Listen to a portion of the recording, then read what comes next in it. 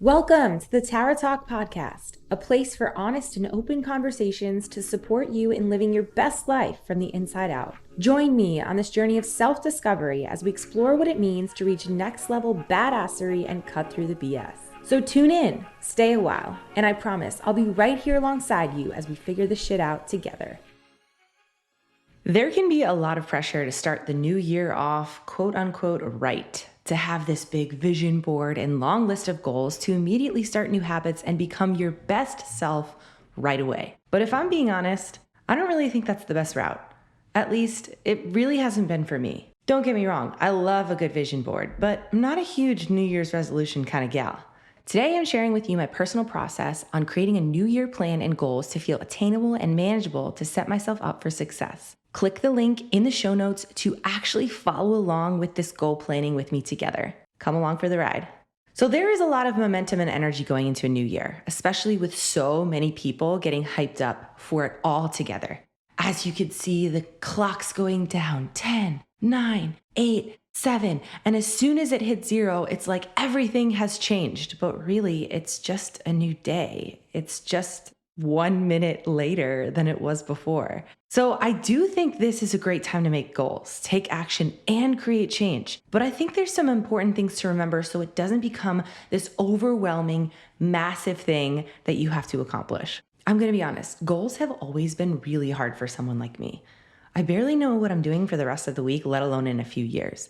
I'm really like a short-term goal gal myself. But I know that's not the best for my business or my growth in the long term. And it just so happens that's kind of what my partner is too. He's very similar in that sense, and he's like a short-term goal kind of guy. And so I guess it's not the best when it comes to these long-term goals that we have for each other and together. At this point, I create goals for the year and check in once a quarter with my business and typically once a month with my partner on our goals for the year and how we're doing. I feel like there's a few categories that most people feel pressure around with New Year's goals. Like there's business and work, and with that, obviously financials. Then there's health and wellness, and with that comes body image issues. And then the extra sort of random things like travel or other opportunities. And when you're seeing people go on international trips several times a year, you're probably like, how is this possible? Was this in their goal list?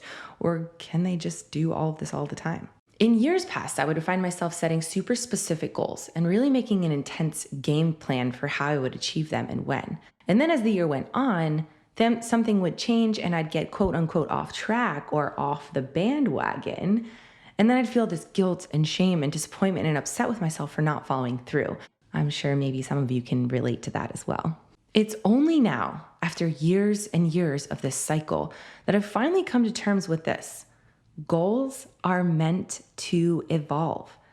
Just because you wrote something down in December of 2023 doesn't mean it can't change in April of 2024. What you decide you want to do in January does not have to be this absolute never changing vision for what you're going after in life. Just because you write a goal down for 3 to 5 years doesn't mean that it won't change and evolve over time. It's easy to make this big list of everything you want to do, get, and accomplish in the new year without thinking or even knowing what to expect or not expect, because changes may and probably will occur. The goal to make 100K in a year might change if suddenly rent decreases or you make extra money elsewhere.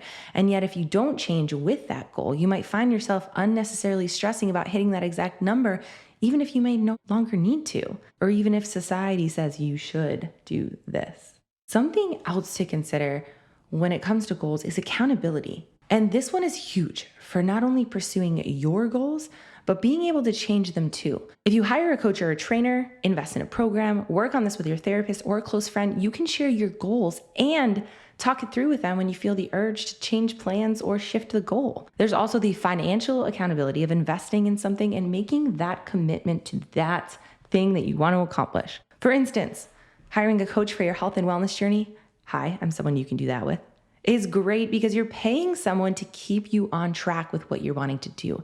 And not only do you have them holding you accountable, you've also made a financial investment that you can choose to honor by participating in fully, or you can let that money be spent and not show up. The choice is always going to be yours. You can also create a check-in system at the top of each month. You're having to meet with yourself and your goals to figure out what's working, what needs attention, and what comes next. This is something that I schedule directly in my Google Calendar. If it's not in my Google Calendar, I will not get it done, and I can actually commit to that. And this is a time on my calendar, just like my workouts, that no one is allowed to go over that time. That is my time for me. This helps you track your progress, see how much time has passed, and it's a really nice reminder to keep moving forward. So with all of that being said, let's go through the PDF goal tracker that I added to the show notes. So if you haven't already got that, please make sure you click the link in the show notes and I will send you my goal tracker that I've been using for several years now that has helped me be able to get my goals every single year. I had them written down from last year and I went through them last week and I was like, wow, check, check, check. I got all the things that I wanted to do and accomplish done on that list. And I feel so grateful that I went through this goal tracker the way I did and was checking back in with myself and my coach throughout the year. Okay, so I gave you 5 things to focus on. Now, before you even go through those 5 things to focus on, I want you to write down a list, like right after this, write down a list of 25 goals that you have throughout the year. 25 things. You're gonna write them on a piece of paper. So pause this, write down 25 goals. Yep, you're writing them down now. Don't come back just yet. Okay, now you can press play again. After you have those 25 goals written down, I want you to choose 5. So often we want to do it all. I remember a couple of years ago when I was setting goals up for myself, I was like, okay, I'm gonna add 10 things to my morning and evening routine every single day. You guys, that does not last. Like, there's no way you can add 10 to 20 new things in your daily life, in your weekly life, that you're gonna just stick with. That's just not a thing. So I want you to pick 5 goals that you wrote on that list and circle them. Those are gonna be the 5 things that you use for this goal tracker list. I am sure that you've heard of SMART goals in the past, but a business coach shared with me last year, SMARTEST, EST. So SMART with an EST. And it was so valuable for me to see in my business and life. Okay, so we probably have heard of SMART: specific, measurable, attainable, reachable, timely. And then the EST is, does it energize your spirit? Is it synced with your own values? And are you tuned in with a vision of these SMART goals? So when you're choosing your goals, I really want you to think about a specific focus area. And I'm gonna give you an example as we go through this tracker sheet together. So a focus area that I have is community. And I love to be around people. I'm an extrovert at heart, and it's been really hard over the past few years being in this more introverted kind of lifestyle with working from home, only working online, not being in person as much. And so community is so valuable and so important to me, but not just the community in a gym. And I feel like that's kind of who I've surrounded myself with over the past few years is health and wellness. I've been around a lot of trainers, a lot of people that fitness is like already a huge part of their life. Movements, health and wellness is already, it's really easy to find those people that you're really like-minded with. And I want to build a really strong community of people that are totally different from me as well. And so I have some really specific fun goals around that, but that is my big focus area. I want to help coach people in person and online. I want to build a really strong community online with my programs like the TL Method, and even with my one-on-one coaching like the retreats that I run. And I want to collaborate also with like-minded women. So there's this like outreach that I want to do with different types of people with differing opinions and values and beliefs and totally different lifestyles. But then there's also this collaboration of like-minded women. It's important to me because I am this person that just really likes to be around people, and I really value other people, their beliefs and what they have to say about the world and their culture. And my smartest goal for this is go to one event a quarter to meet new people, specifically outside of health and wellness, host an event in Q2 and Q4 in Austin for health and wellness with maybe a collaboration with someone from my community or not, and then host 2 international retreats. One of them is already scheduled in Guatemala this May 7th through the 12th. If anyone wants to come on that one, there's still a few spots open. And then host another one that I'm not really sure where it will be just yet, but maybe in Q4. And if you have any ideas for that, I would love to hear it. And so what are some items to track with that? if I'm still going through my tracker sheet, I will track the events planned, scheduled, number of people coming, who's signing up for the events, survey sent out to clients for this online community that I really want to keep building as well. And then we think about the barriers, because there's always going to be barriers when it comes to goals. And the more you think about them now, the more you have a plan of when they show up. And so some barriers I may have to work through are maybe people with busy schedules, maybe people not wanting to meet up, maybe my own schedule being tough to manage when I'm going to events or hosting things. And just honestly, the online world can be a really big barrier as well. So that is one of my examples for my smartest goal, my focus area. Why is it important? What is the goal? What are some items to track? And what are some barriers that come in between that? So I want you to do that now. You can pause this again and do that with the 5 goals that you had circled originally on that list of 25. What is the focus area?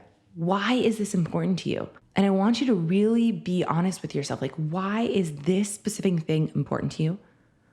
What is that specific smartest goal? How can you actually track that? And what are some barriers and obstacles that are going to come up along the way? So after you do that with your 5, I want you to take some time to reflect. This can be some of the goals that you've had for this past year. If this is totally new for you and you haven't done this in the past, I just want you to think about what happened last year, in this past year. What went well? What did you spend your time on? What did you spend your money on? And so I want you to pause right here. Give yourself 20 or 30 minutes to really think about this entirety of this page. And also feel free to write it out in a different journal, flip it over if you need more space. But I really want you to reflect on the year with these questions here, making a list of all the things you're grateful for these past 12 months. What were the goals, dreams, and desires that you had for this year? How were they going? And then really think about and be like totally brutally honest with yourself. Where did you spend your time? Where did you spend your money, both professionally and personally? It could have been intentional or unintentional, and that's okay. But be brutally honest. What thoughts or emotions arise as you consider where you're focused on and where you used your resources? If you've never done this before, the next page is for you to write in your mantra or values you have for the upcoming year. And I want you to give yourself a score, 1 to 10. Totally without judgment. Be honest. Be raw, be real. This is for you, not anyone else. No one else has to see this unless you want me to see it, and you can tag me in your stories. I would absolutely love that. But if you want this to be totally on yourself, feel free to keep it for you. So the category is on the sheet already. If you haven't downloaded it, which please feel free to do so. It's in the show notes. Really quick, free goal tracker freebie in the show notes. Just put your email in and I'll send it right to your email. So the categories are mental and emotional health, financial, health and wellness, relationships, and career. And I want you to reflect on the numbers that you gave and how are you feeling about them? And this is another place where you can pause the episode, take some time, write down how you're feeling about those numbers. Like what comes to mind first and foremost. So flip over the sheet. I also am I'm a big believer in voice notes and video. I like to actually talk it out to myself so that in a year's time I can go back and be like, man, I was hard on myself, or I wish that I did this a little bit differently, or wow, God, I feel so much more confident and comfortable in the numbers year over year. And so take this time to really reflect on those numbers that you gave yourself. And then from there, I like to narrow it down a little bit. So with all of these and with all these numbers and with maybe all this reflection, it feels very overwhelming. So I want you to star or circle 2 to 3 of those categories that you really want to focus on. And typically what happens is when you circle or star those 2 to 3 categories, they typically go along with those 5 goals that you circled in the beginning. And so for me, for instance, from the example before, one of my starred focus areas would be this relationships category, because community and friends and family is valuable to me and a huge part of this goal that I want to create in 2024. So take the next 10 to 15 minutes, finish all the reflections on this page, and then before you move on to the next, pop back in here. So this last page of the tracker is how you want to move forward. And this gives you a ton of space to actually decide what feels really good moving forward. Basically, what do you want to ensure that you continue doing from this year into 2024? What do you want to increase or do more of in the next year? For example, continuing for me, reading has been a huge piece of my journey over this past year, and I've just loved it so much. It allows me to step out of my day-to-day life and step into this like fun fantasy fiction world. And most of what I read is fiction. I do have some nonfiction as well, but that is definitely something that I want to continue. The next thing, what do I want to increase or do more of next year? And that is being really intentional with the time that I'm spending with other people, the events that I'm going on, this community. And as I was sharing with you, community is such a huge goal of mine that I want to be really intentional with who I surround myself with and what I'm doing at those events or community engagements. Next thing is, what do you want to start doing next year? And for me, for example, I want to start really putting myself out there and really doing things that scare me, make me feel really uncomfortable. I have been pretty comfortable over the past couple of years, besides moving to Austin, and that was uncomfortable, but now I'm like really ready to like push myself. And so I want to start really being uncomfortable. The next part is, what do you want to stop doing or say no to next year? And this I think goes hand in hand for me personally with the example before of saying yes to everything and being really intentional of what I say yes and no to. And then the last thing is, what do you want to decrease or do less of next year? And for me personally, I want to decrease my social media usage. I feel like I say that year over year, but this could be a really great one for me to throw into the goal sheet so that I can have the smartest and trackable goals for that. So take the next few minutes. You can pause it here. What do you want to continue doing? What feels good to increase or do more of? What are you going to start doing, stop doing, and decrease? And this can be from the focus areas that we already talked about. This can be totally different. But when you write it out, when you speak it into existence, when you come back to this goal tracker month over month because it's on your calendar, you will remember that these are the things that you said that you wanted to do. And again, goals can evolve and change over time, but it's written down for a reason. So here are some things to consider. What goals or intentions did you set for 2023 and how did they play out this year? Use your life as a case study to see what worked, what didn't work, and how can you build from there. Remember, as I always say with fitness and wellness, this is the same. This is just data. It's all just data point. There is no good or bad. There is no neutrality. It's what happened and what do I want to do differently next year? Or what do I want to do the same of? How do you want to feel in 2024? It's so easy to get wrapped up in material when making goals. But if you want to feel loved, healthy, happy, financially secure, how can you build your goals from there versus just basing it on money amounts or weight on the scale? Here's another thing to consider. What are your top goals and the next level goals? Sometimes creating some sort of hierarchy with goals can help you differentiate which needs the most attention and what can be just as extra time as it allows. And then think about who can hold you accountable. Is that a family member? Is that a friend? Is that a coach? Putting money down will help you reach those goals. That is just a proven fact. Creating new goals for the new year is an amazing way to reflect on what you want in life. And with that, there's no need to get overwhelmed or overbook yourself right away in the new year. Create an action plan that makes sense for you and your life and ask for support. I want you to put an event in your calendar. The last Friday or Saturday of every month, you are going to check back in with your goals. You are going to see how much further that you have gotten. You are going to see if they've evolved over time. And you can make this a fun thing. You can go to a coffee shop and do it. You can do this with a friend and meet up once a month. Like, how much fun is that? You can do a little treat yourself and go out for a coffee or a matcha or breakfast and check in with your goals. Goals can be fun. They don't have to be overwhelming. They don't have to be scary. They don't have to bring any guilt or shame. They can be a fun thing that you do with yourself, with others, or with a coach. You have got this. And if you're looking for a movement program or a coach to support you in not only movement, but mindset too, I've got you covered. Join the TL Method for a free week and receive workouts geared towards strengthening and connecting deeper with your body. Or apply to work with me one-on-one and receive even more support on your movement, mindset, and food journey. I can't wait to talk to you guys soon. Thanks for coming to this Tara Talk. I hope you're taking something away from this episode, and if so, I would love to hear about it. You can connect with me at The Tara Talk and at Tara LaFerrara on Instagram. A few ways you can help support the show and help spread the word. You can share it on Instagram, tag at The Tara Talk and at Tara LaFerrara. Send an episode to a friend, and please leave a review if the show is resonating with you. It takes just a few minutes, and it means so much to help this show grow, and it helps me to continue to bring on badass guests for all of us to learn and grow from. I am so happy you're here and excited to be on this journey with you. Until next time, be a badass with a good ass.